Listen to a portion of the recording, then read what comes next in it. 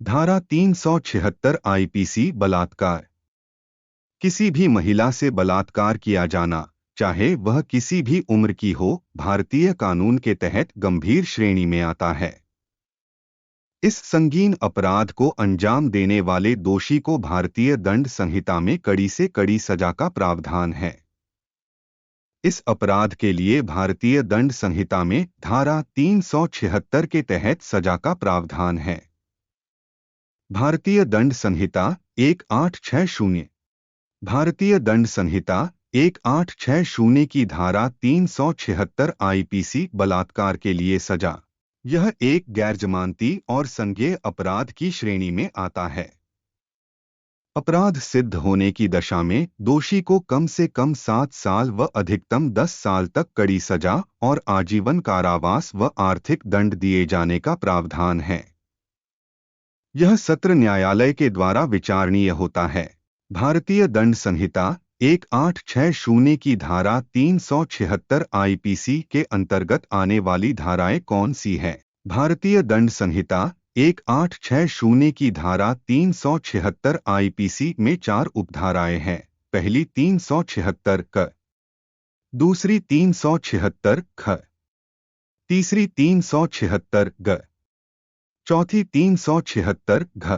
जानते हैं पहली 376 क।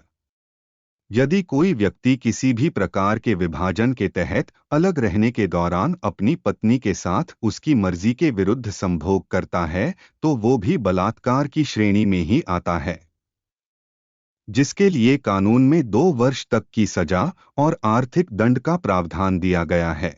जानते हैं दूसरी धारा 376 ख।